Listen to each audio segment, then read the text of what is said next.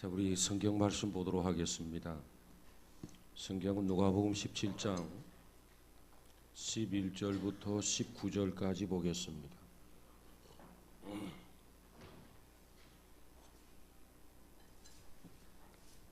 누가복음 17장 신약성경 124쪽이 되겠습니다.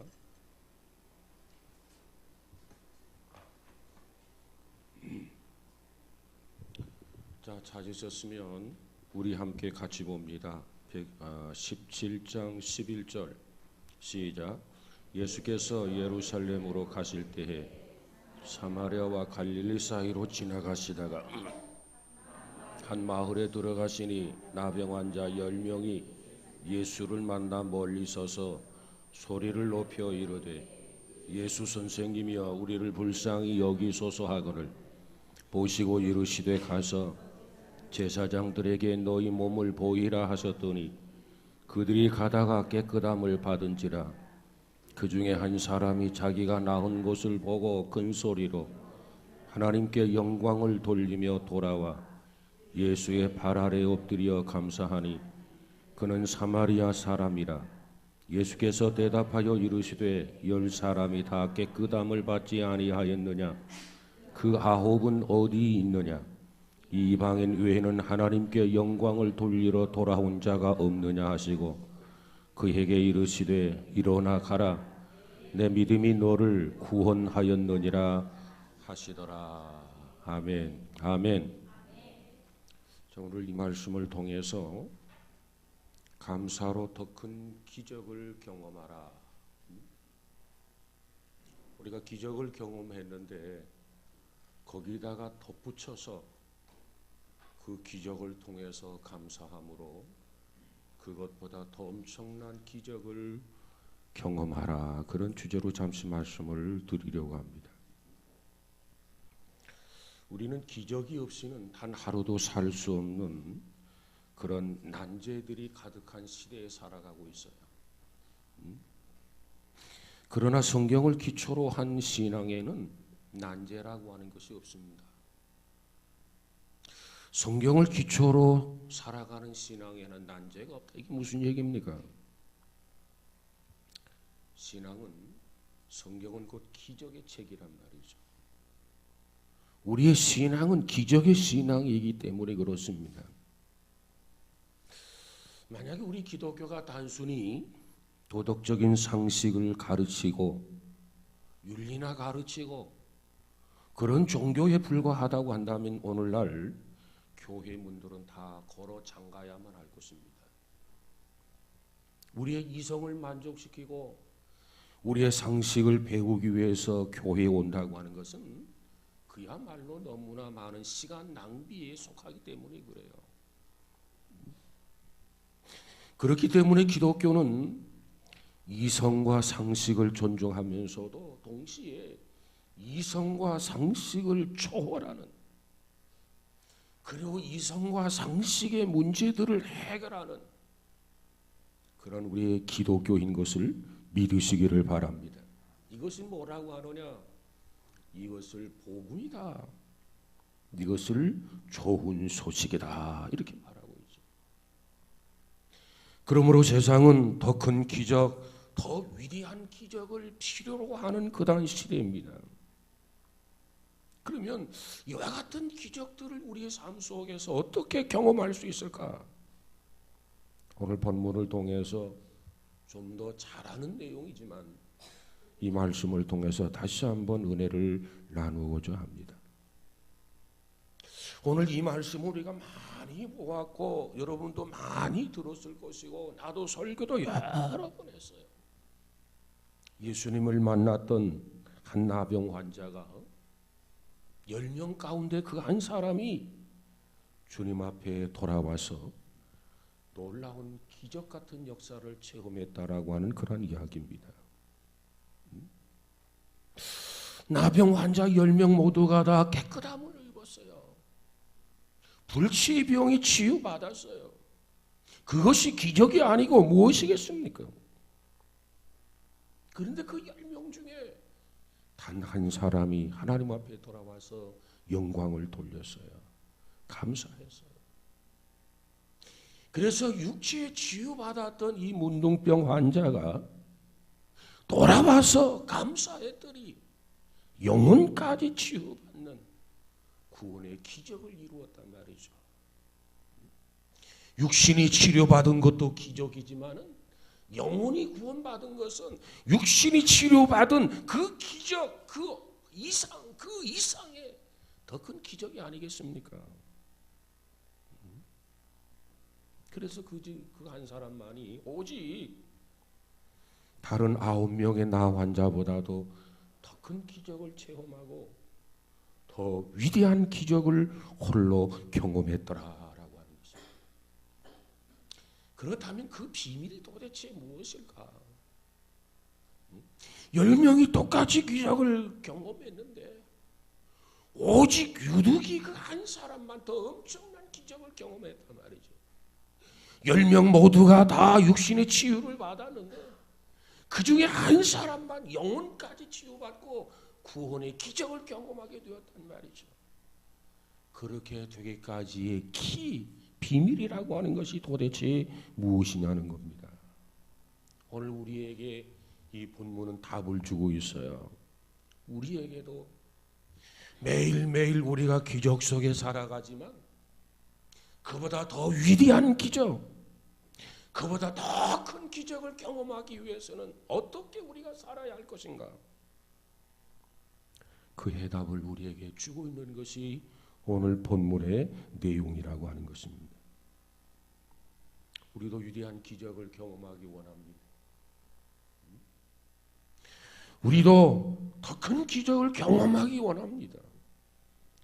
이처럼 더 큰 기적을 경험하기 위해서는, 정말 위대한 기적을 경험하기 위해서는 우리에게 지금 현재의 나의 모습 속에서 더 필요한 것이 무엇인가? 그 부분을 한번 생각해 보고자 하는 것입니다. 첫 번째로 이처럼 큰 기적을 경험할 수 있었던 것은, 이 위대한 기적을 홀로 경험할 수 있었던 것은 첫 번째, 그가 가지고 있는 믿음 때문이었다는 겁니다. 믿음. 오늘 본문 17장에 보면 10명의 나 환자들이 등장하게 됩니다. 그들 모두가 다 어느 정도의 믿음은 있어요. 무엇을 통해서 알 수 있느냐? 그들은 한 목소리로 예수님을 소리 높여 외쳤다고 하는 겁니다. 오늘 본문 13절을 한번 읽어볼까요? 13절 시작.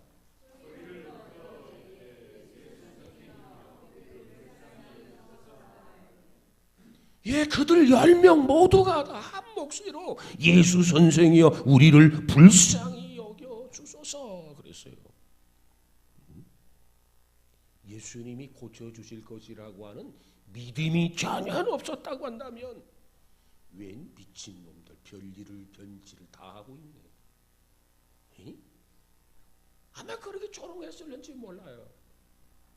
그런데 10명의 문둥병자 모두가 다 약간의 믿음을 가지고 있었기 때문에 그들은 한 목소리로 말하기를 예수 선생이여 우리를 불쌍히 여기소서 이렇게 소리 높여 외쳤단 말이에요. 믿음이 없었다면 그렇게 했겠습니까?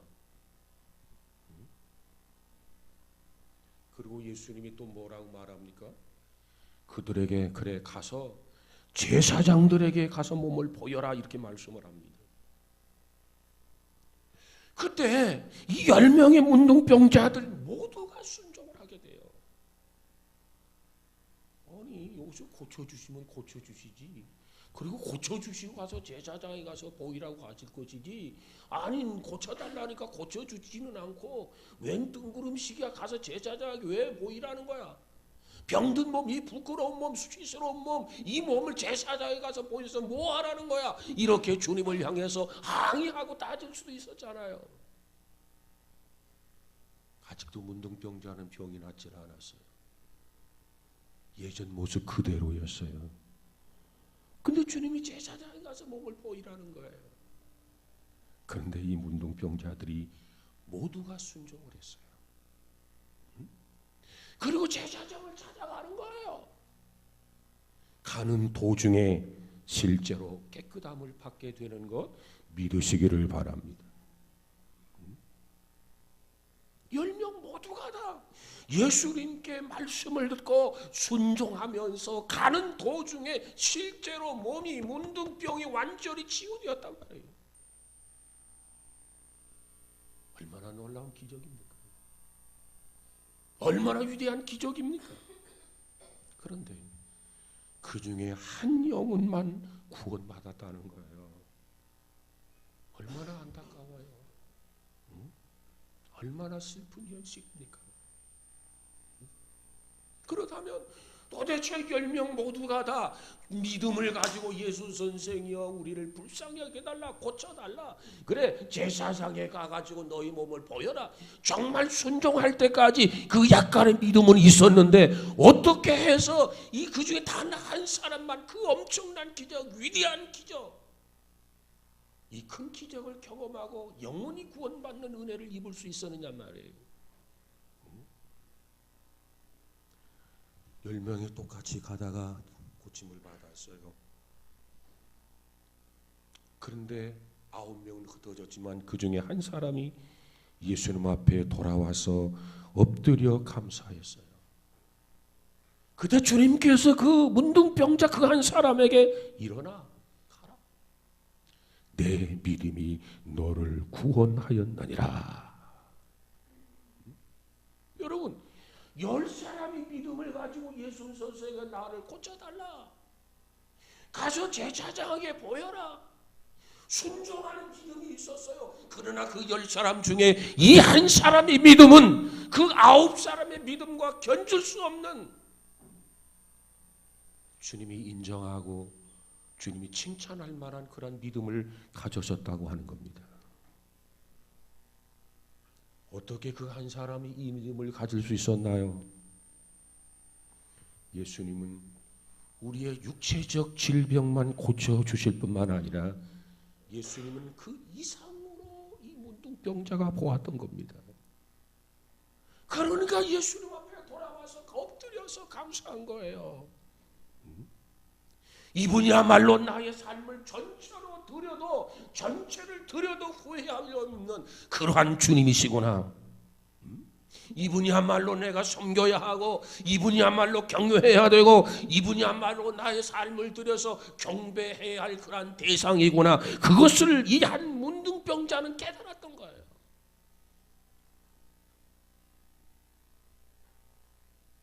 그의 마음속에 구원 얻을 만한 믿음이 있는 것을 예수님이 보셨어요. 그 마음속에 구원 얻을 만한 믿음이 있는 것을 예수님께서 발견을 하셨어요. 그리고 가라, 믿음이 너를 구원하였느니라. 엄청난 기적을 체험하고 구원받은 것 아닙니까? 오늘날도 마찬가지입니다. 교회를 드나드는 많은 교인들에게 어느 정도의 믿음이 있어요. 주님을 향한 어느 정도의 믿음이 있기 까닭에, 하나님을 향한 약간의 믿음이 있기 까닭에 주님 앞에 나와서 기도도 하고, 주님 앞에 나와서 찬양도 하고, 주님 앞에 물질도 드리고 헌신도 합니다. 그러나 그런 삶 속에서 정말 날마다 변화를 경험하고 기적을 체험하는 신앙인들이 과연 얼마나 될까요?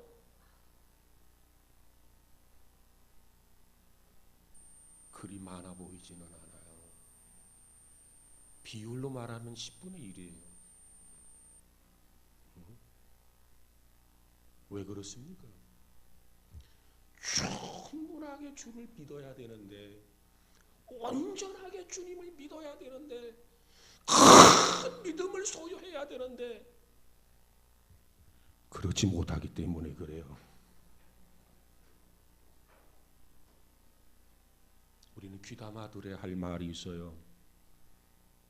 일찍이 철학자 니체라고 하는 사람 잘 알지요? 니체가 뭐라고 했느냐면, 그리스도인들의 믿음은 지팡이에 불과하다, 그런 얘기했어요. 니체가 보니까 예수 믿는 사람들, 그리스도인들이 많이 있는데 그들이 가지고 있는 믿음이라고 하는 것이 뭐냐? 지팡이에 불과하다 그랬어요. 이게 무슨 소리입니까? 필요할 때는 지팡이를 짚고 다니다가 필요하지 않으면 지팡이를 버리는 거예요. 예수님을 필요에 따라서 지팡이처럼 의지했다가 필요하지 아니하면 지팡이를 버리듯이 예수를 버리는 오늘 현대인들의 그리스도인, 그 그리스도인들의 모습을 보면서 니체가 말하기를 현대인들의 믿음이라고 하는 것은 지팡이에 불과하다. 내가 가진 믿음을 향해 한 말이 아닐까요? 우리들이 소유하고 있다는 이 신앙에 대해서 하는 비판이 아닐까요? 한번 생각해 보시기 바랍니다.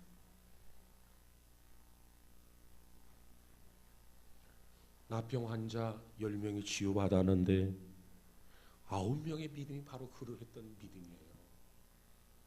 자기 병 낫기 위해서 예수님이 필요했어요. 나의 병을 고쳐주셔서 제사장에게 보이라. 예, 알겠습니다. 병 나았어요. 더 이상 예수님이 필요가 없는 거야. 자기 목적을 성취해서 자기 병이 나아서 이제는 믿음을 지팡이처럼 버리고만 이 9명의 문둥병자, 그는 더 이상 기적을 경험하지 못하게 된 것입니다.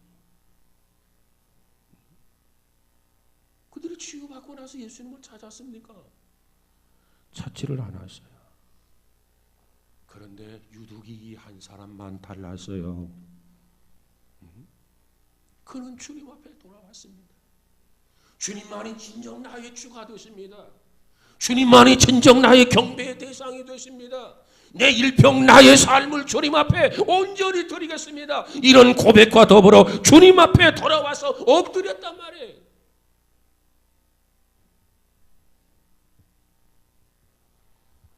그 한 사람이 가지고 있는 그 믿음은 9명과 달랐어요. 치유의 기적을 경험했던 이 문둥병자, 예수님을 참된 구주로 깨닫게 되는, 발견하게 되는 계기가 되었어요. 그는 일생 동안 주님을 믿고 따르는 신실한 그리스도인이 된 줄로 믿습니다. 이 믿음이 있었기 까닭에 9명이 경험하지 못했던 큰 기적을 경험한 거예요. 9명이 경험하지 못했던 위대한 기적을 경험하게 된 거예요.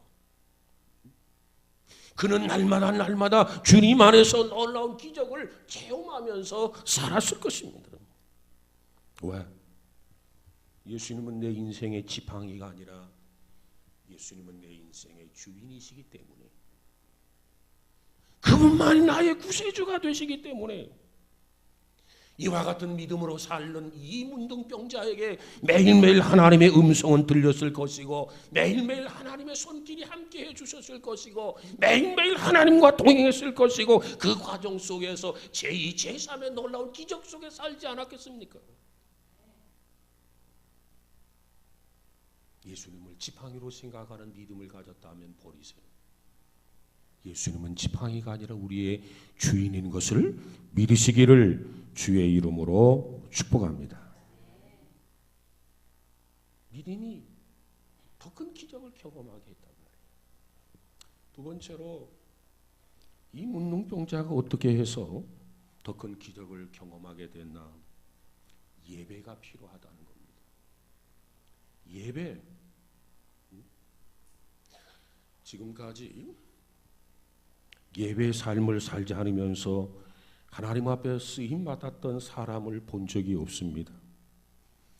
우리 그리스도인의 삶은 예배로부터 출발하게 됩니다. 예배야말로 우리가 하나님을 만날 수 있고, 예배야말로 우리가 하나님을 경험하는 그런 순간이 아니겠습니까? 그래서 우리 그리스도인들에게 제일 중요한 게 뭐냐? 예배예요.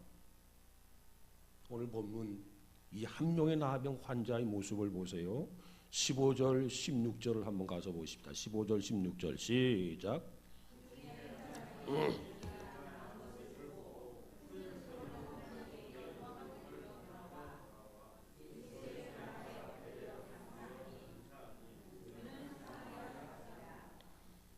예수의 발 아래에 엎드려 감사하니 그는 사마리아 사람이라.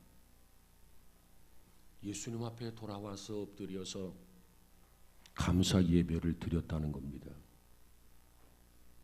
이것은 단순히 존경의 표시가 아닙니다. 이것은 예배를 드렸다는 뜻입니다. 이것이 바로 이 한 명의 문둥병자가 더 큰 기적을 경험할 수 있는 이유였어요. 돌아와서 이처럼 예배하지 않았더라면 이 엄청난 기적을 경험하지 못했을 거예요. 그런데 이와 같이 돌아와서 엎드려서 감사하니 경배하니 하나님의 위대한 기적을 경험하게 되었단 말이에요.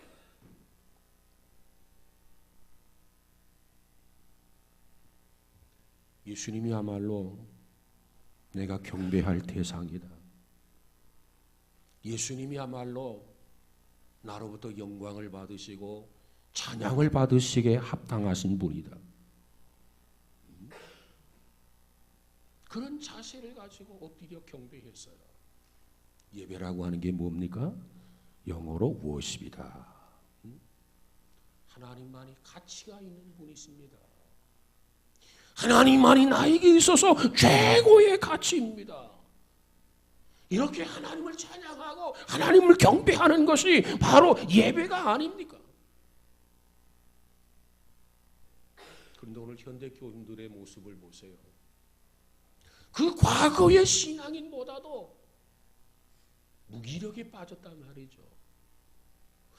왜 똑같이 예배는 드리는데 과거의 신앙인과 현대인들의 신앙생활을 똑같이 하고 있고 예배도 드리고 있는데 오늘 우리들은 그처럼 무기력에 빠져 있느냐? 그 원인이 뭐냐? 요인이 뭐냐? 그 말이에요. 무엇보다도 무기력의 원인은 예배의 실패에 있다라고 하는 겁니다. 예배의 실패. 보세요. 옛날 우리 신앙인들의 선배들 보세요. 시대적으로 보면 우리보다 훨씬 더 어려운 시대에 살았던 사람들입니다. 정말 힘들고 정말 고통스럽고 어려운 시대에 살면서도 그 고난을 이기고 그들은 믿음을 지켜나갔어요. 예배에 대한 갈망이 얼마나 컸는지 몰라요. 헌신이 얼마나 있었는지 몰라요. 그들은 날마다 예배를 얼마만큼 사모했는지 몰라요. 어쩌면 그들은 매일매일 일주일 그저 하루하루 주일을 사모하고 살았던 우리들의 신앙의 선배들이 있었단 말이죠. 그리고 토요일이 되면 주일을 기다리는 설레임으로 가슴이 설레었어요. 사모했어요. 그리고 주일이 되면 어떻게 됩니까? 샤워를 하고 깨끗한 옷으로 갈아입고 예배 1시간 전부터 교회에 나와서 찬양하고 기도하면서 예배를 준비해요. 늦어도 30분 전에는 교회에 도착해서 그날에 임재하실 성령님의 은혜를 사모하면서 마음을 가다듬었던 우리의 선배들. 그 가운데서 그들은 하나님 앞에 예배를 드렸고 그 가운데서 그들은 하나님의 말씀을 받았고 그 말씀을 통해서 감동을 받았고 그 감동을 받았기에 그 암울한 시대, 그 고난의 시대, 그 역경의 시대, 그 파란만장한 그 시대를 믿음으로 승리하며 살아왔단 말이죠. 그런데 오늘 우리들의 모습은 어떻습니까? 예배 전에 미리 와서 준비하기는커녕 예배 시간조차 온전히 드리지 못하는 그런 사람이 너무나도 많아요. 물론 어쩌다가 특별한 상황이 있어서 사정이 있어서 예배 늦을 수도 있겠죠. 그러나 특별한 사정이라는 게 도대체 무엇입니까? 정말 예배 늦어도 될 만한 사정입니까? 습관이 되어져 버렸어요. 생활이 되어져 버렸어요. 뭐가? 예배에 듣는 것, 도대체 지각하는 거 이해할 수가 없어요. 도대체 우리가 믿는 하나님은 도대체 어떠한 하나님이기에 우리의 신앙이 그렇게 나태하고 그렇게 게으르고 그렇게 안일해질 수 있느냐 말이에요.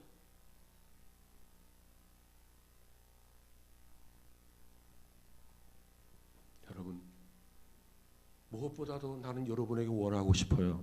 여러분의 삶 속에서 기적을 경험하시기 바랍니다.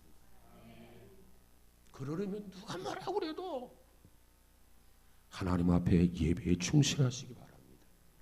예배의 실패자가 되어서는 안 돼요. 누가 나의 신앙을 지켜주는 거 아니야. 스스로 자기 자신의 신앙을 자기 자신이 관리해야 돼.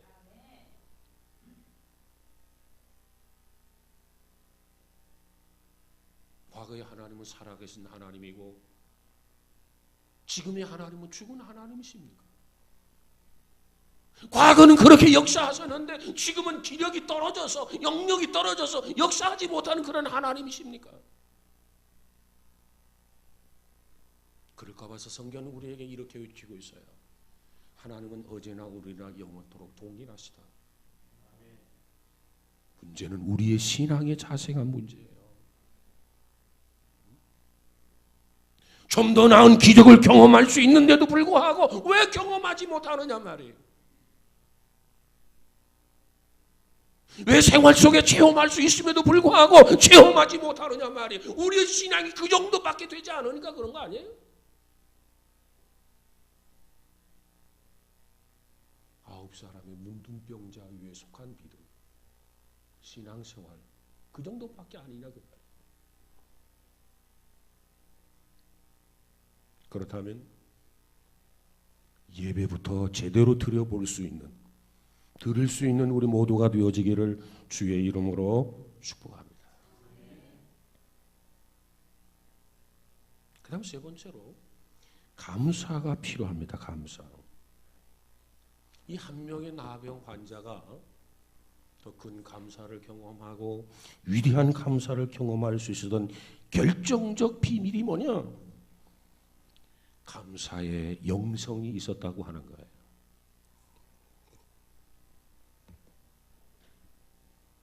예수님의 발 아래 엎드려서 감사를 올렸어요. 여러분, 이 감사가 형식적인 감사였습니까? 이 감사가 의례적인 감사였습니까? 아니었어요. 이 감사를 보면 우선순위에 의한 감사였어요. 우선순위.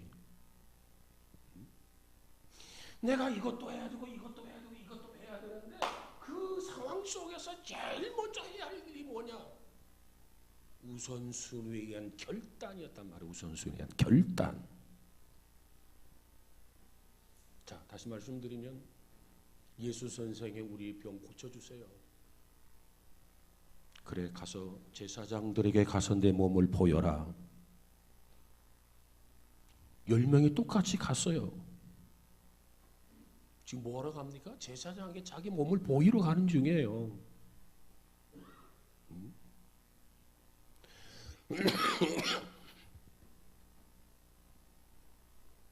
똑같이 가서 제사장에게 몸을 다 보이고,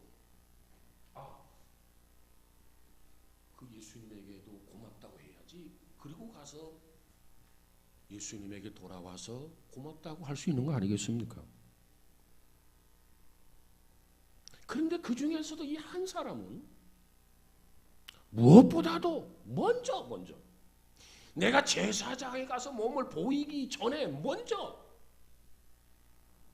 제사장 나 보세요. 건강하지? 이제 가족을 만나도 되죠? 내 친척을 만나도 되죠? 내 고향으로 돌아가도 되죠? 확인받기도 전에 이 한 사람의 문둥병자는 주님 앞에 돌아갑니다. 그리고 엎드려서 경배를 했습니다. 이 사람의 믿음은 이것이 가장 옳은 거다. 이것이 가장 마땅하다. 이렇게 믿었기 때문에 그게 가능했던 거예요. 다른 문둥병자는 야 제사장이 먼저 가서 보여야지. 그래서 확인을 받아야지, 공인을 받아야지, 이런 생각으로 그 제사장에 가는데 몰두했지만 이 한 사람의 믿음은 그게 아니었어요. 내가 제사장에 가서 보이기도 전에, 제사장에게 인정받기도 전에 하나님 앞에 가서, 주님 앞에 가서 고맙다고 감사해야지, 엎드려 경배해야지. 이것이 이 한 사람의 믿음이었단 말이에요. 그걸 마땅하다고 생각했어요. 그것이 당연하다고 생각했어요. 여러분 보세요. 예수님이 이 나병 환자들에게, 문둥병 환자들에게 가서 제사장들에게 몸을 보이라 이렇게 한 것은 정결법상 필요한 조치입니다. 법적 조치란 말이죠. 이 제사장들은 당시에 어떤 종교적인 기능만을, 이렇게 직능만을 수행한 것이 아니라, 제사장들은 납병 환자들이 다 나았는지 안 나았는지 확인을 하고 선언해 주는 그런 역할을 하게 되어 있었어요. 그래서 납병 환자로 하여금 인정을 받고 선언을 받아야 그 사람이 사회에 복귀할 수가 있단 말이에요. 그러니까 가정으로 돌아갈 수 있고 자기 고향으로 돌아갈 수 있는 그런 제도가 있단 말이에요. 제사장들에게 보이기 전까지는, 그래서 제사장들에게 인정받기 전까지는 아무리 나아서도 격리의 대상이에요. 그저 침침한 동굴 속에서 살아야 할 그러한 운명이란 말이죠. 그런 상황이었기 때문에 이 10사람 중 9명은 어쩌면 그렇게 생각할런지도 몰라. 야, 빨리 가서 제사장에게 보여야지. 빨리 가서 제사장에게 인정을 받아야지. 그리고 나서 빨리 가족들을 만나야지. 빨리 친지들을 만나야지. 빨리 고향으로 돌아가야지. 그것이 급했었다라고 하는 거예요. 그런데 오직 한 사람, 사마리아인은 어떻습니까? 이 한 명만이, 유독이 이 한 사람만이 예수님 앞에 돌아와서 감사를 드렸던 겁니다. 그러자 예수님이 그 마음을 보신 거예요. 예수님께서 그의 믿음을 훤히 보셨습니다. 그래서 가라, 내 믿음이 너를 구원했다. 구원의 은혜까지 넉넉하게 받은 것을 믿으시기 바랍니다. 여러분, 우리가 신앙생활을 어떻게 하시겠습니까? 그저 9사람처럼 그저 육신의 병이나 고치고 이것으로 땡, 그것이 목적입니까? 결코 그건 아니에요. 우리 영혼이 구원받은 것 아니겠습니까? 내가 병자로 살아도 좋다. 내가 장애인으로 살아도 좋다. 내가 앞을 못 보는 사람으로 살아도 좋다. 내가 말을 못하는 사람으로 살아도 좋다. 그러나 내 영혼만은 구원받아야 된다라고 하는 그런 필요성을 느끼지 않습니까? 그렇다면 우리는 이 한 사람이 가지고 있는 믿음을 본받아야 될 것입니다. 그가 가지고 있는 믿음을 우리는 가져야 해요. 뿐만 아니라 우리는 그가 드렸던 예배, 주님만이 나의 주가 되십니다. 주님만이 나의 경배의 대상이 됩니다. 그렇게 예배 드리며 살아야 돼. 우리의 믿음을 결코 지팡이가 아니란 말이에요.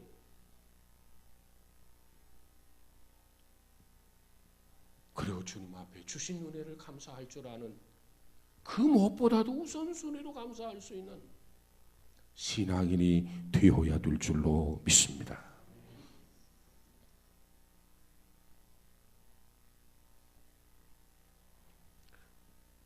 우리는 다음 주면 추수감사절을 지키게 되는데, 청교도들의 그 감사 정신이 뭡니까? 정말 신앙으로 살기 어려운 그 시대에, 박해받는 그 시대에, 그 시대를 살아갈 때 그 시대를 극복할 수 있었던 가장 원동력, 힘이 뭐였냐면 주신 은혜에 감사하는 거였어요. 감사. 그래서 청교도들은 늘 이렇게 고백을 했습니다. 촛불을 보며 감사하는 사람에게 하나님은 별빛을 주시고, 별빛을 보고 감사하는 이들에게 하나님은 달빛을 주시고, 달빛을 보고 감사하는 자에게 하나님은 태양빛을 주신다. 그리고 태양빛을 주신 그분을 위해서 감사하는 이들에게는 하나님은 태양빛도 필요 없는 영원한 천국을 주신다. 이것이 청교도들의 감사 정신입니다. 그들이 그 정신이 있었기 까닭에 그 순수한 신앙을 지켜갈 수 있었고, 그 어려움을 그들이 극복하며 오늘까지 그 정신이 우리에게 전승되어 온 거 아니겠습니까? 여러분, 우리도 특별히 청교도들의 그 감사의 정신을 본받을 수 있는, 내게 주신 하나님의 은혜가 무엇인가, 그 은혜를 기억하면서 감사할 수 있는 우리 모두가 되어지기를 주의 이름으로 축복합니다. 추수감사절로 유명해진 그 시대가 언제면 1620년이죠. 그저 미국의 신대륙에 정착한 청교도들이 11월에 추수를 마치고 3일간 축제를 벌인 것이 추수감사절의 유래가 되었습니다. 그런데 최근에 와가지고 미국에서 이런 운동이 일어나고 있다고 그래요. 스ኳ토를 기억하라. 스ኳ토를 기억하라. 그 뜻이 뭐냐면, 이 청교도들이 매사추세츠 프리머스 항구에 도착하기 10여 년 전에 이미 영국의 무역상들이 먼저 이곳에 도착을 했습니다. 그리고 영국의 무역상들이 이곳에 도착을 해서 거기 있는 인디언들을 잡아가지고 유럽의 스페인의 노예로 팔았어요. 청교도들이 거기에 도착하기 10여 년 전에 무역상들이 도착해서 인디언들을 닥치는 대로 잡아가지고 유럽의 스페인의 영국에 막 노예로 팔았단 말이죠. 근데 그 중에 누가 있었냐면 이 스ኳ토라고 하는 한 청년이 끼어 있었어요. 그래서 이 스ኳ토가 어디로 팔려가냐면 스페인의 사제에게 팔려갑니다. 그래서 사제에게 팔려갔기 때문에 교회에서 이제 사제 수종을 늘기를 시작합니다. 그곳에서 스ኳ토라고 하는 이 젊은 청년이 예수님을 믿게 되고 그리스도인이 되었습니다. 그러같이 이 스ኳ토라고 하는 청년이 하나님 앞에 기도를 하는데 늘 세 가지를 매일매일 기도했다고 그래요. 첫 번째 기도가 뭐냐면 고향에 돌아가게 해주십시오. 고향이 어디예요? 어? 아니 내 말 지금 헛으로 들었나? 내가 감기가 들려가지고 지금 맹맹해서 그런지 모르지만 스ኳ토 고향이 어디예요? 근데 뭘 이렇게 답변을 못해? 한참 생각해야 돼? 요즘 그래가지고 어떻게 해? 응?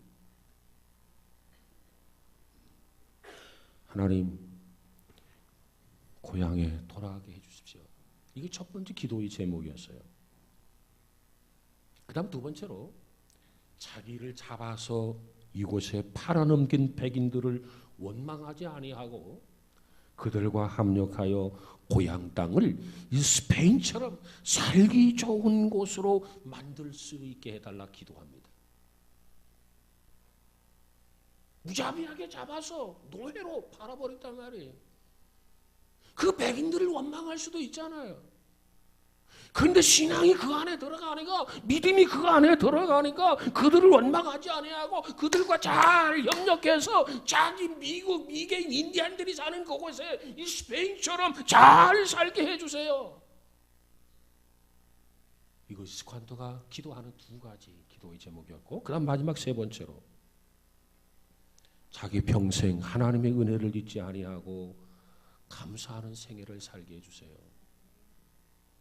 그는 매일매일 사제 밑에서 하루에 이처럼 세 가지 기도의 제목을 가지고 하나님 앞에 기도했다고 합니다. 그리고 나서 스ኳ토는 자기 고향으로 돌아가기 위해서 사제의 허락을 받아요. 사제가 허락을 해줘요. 그래서 사제의 도움으로 드디어 고향 땅으로 돌아가게 됩니다. 고향 떠난 지 10여 년 만에 고향으로 귀향을 했어요. 돌아왔어요. 하지만 그가 돌아왔을 때 그 고향 땅에는 전염병이 창궐해서 가족과 친족들이 모두 다 죽은 뒤였습니다. 그러나 그는 하나님을 원망하지 아니하고 자기 마을의 남은 자들과 함께 그 마을을 재건하기 위해서 땀을 뻘뻘 흘렸습니다. 그리고 1년이 지난 후에 청교도들이 그들이 탄 메이플라워호가 미국 땅에 도착을 하게 됩니다. 스ኳ토는 자기 마을 사람들을 이끌고 그 청교도들을 만나서 그 유창한 영어로 청교도들을 환영했고 그들의 정착을 앞장서서 도왔다라고 하는 거예요. 청교도들은 정착한 지 1년이 지난 11월 추수 때 스ኳ토를 중심으로 한 그 인디언들을 초청해서 함께 식탁에 앉아 칠면조 요리를 먹으면서 스ኳ토에게 감사를 표했습니다. 그 후에 매년 추수 때가 되면 이런 행사를 계속 지속을 했는데 이것이 바로 미국의 추수 감사절의 시작이었다. 그런데 그 청교도들을 이끌었던 브랜드 피드라고 하는 목사님이 계시는데 그 목사님이 그 당시의 상황을 1, 2장에 이렇게 기록을 했어요. 뭐라고 기록했냐면 스ኳ토는 우리의 리더였다. 하나님이 우리를 위해서 준비해 두신 특별한 존재였다. 그는 우리에게 옥수수를 심는 법을 가르쳤고 그는 우리에게 낚시하는 방법을 가르쳤고 그는 우리에게 땅을 어떻게 일궈야 하는지를 가르쳐 주었다. 그는 죽을 때까지 한순간도 우리 곁을 떠나지 않고 친구가 되어 주었으며 낯선 땅에서 생존하는 데 필요한 모든 것을 가르쳐 주었다. 그리고 스ኳ토가 열병으로 죽게 되는데 열병으로 죽음을 맞이할 때 그의 입술에서 감사 기도가 흘러나왔다고 합니다. 그 내용은 오 하나님 제 기도를 들어주시니 감사합니다. 부디 이 땅을 축복하소서. 이것이 스ኳ토의 정신이라는 거예요. 그래서 최고의 미국 땅이 이 운동이 벌어진다고 하는 거예요. 스ኳ토의 정신을 본받자. 여러분, 그래서 어느 분은 평가를 합니다. 오늘의 미국이 스ኳ토가 가졌던 그 믿음, 그 감사로부터 기적이 일구었던 땅이 미국 땅이다. 그런데 점점점 이 미국 땅이 크리스마스 캐롤도 제대로 못하게 하고 추리도 제대로 못하게 하고 백악관의 추리도 금지시키고 자꾸 이런 기운이 일어나서 모든 사람들이 안타까워했다는 거예요. 왜? 이슬람 교도들이 싫어한다고 하는 핑계 때문에. 그래서 지난 8년 동안 미국 땅에 이슬람 문화가 엄청나게 파고 들어갔다는 거 아닙니까? 모르겠어요. 이번에 트럼프가 대통령으로 당선되었는데 여기에도 하나님의 뜻이 있지 않겠나? 그래서 미국의 많은 그 복음주의자들이 트럼프를 지지했다고 합니다. 그 땅은 청교도를 통해서 일구었던 땅, 스ኳ토의 정신이 있는 그 땅인데 그것이 하나하나 무너져가는 그 모습을 볼 때 많은 사람들이 마음 아파했고 기도하면서 투표에 따른 결과라고 그렇게 평합니다.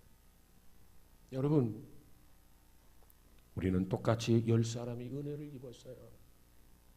근데 그 중에 한 사람만 감사할 줄 알았어요. 감사는 감사로 끝나는 것이 아니라 더 큰 기적의 감사, 기적의 조건을 불러온 거 아니겠습니까? 우리 모두도 단순히 은혜 받은 것으로 그치는 것이 아니라 정말 하나님 앞에 감사해서 더 큰 기적, 더 위대한 기적을 경험하며 사는 우리 모두가 되어지기를 주의 이름으로 축복합니다. 주님은 오늘 우리에게 뭐라고 말합니까? 너희가 다 나의 은혜를 입지 않았느냐? 너희가 다 나의 사랑을 입지 않았느냐? 너희가 다 나의 축복을 받지 않았느냐? 그런데 아홉은 어디 갔느냐? 여러분, 우리는 책망의 대상이 아니라 그래 알았다, 가라, 내 믿음이 너를 구원했다, 주님 앞에 인정받고 칭찬받는 놀라운 역사가 우리 모두에게 계속 이어지기를 주의 이름으로 축원합니다. 기도합시다. 거룩하신 하나님, 우리가 조그만 은혜를 통해서 하나님 앞에 입었다고 한다면 그로 감사함으로 말미암아 더 큰 기적, 더 위대한 기적을 경험할 수 있는, 그래서 육신의 문제뿐만 아니라 영혼까지 구원받을 수 있는 귀한 성도들이 되도록 축복해 주옵소서. 오늘 10명의 문둥병자를 통해서 귀한 교훈을 입었습니다. 특별히 그 한 사람 문둥병자 사마리아인은 정말 믿음이 다른 9명과 달랐습니다. 정말 성숙한 믿음이었습니다.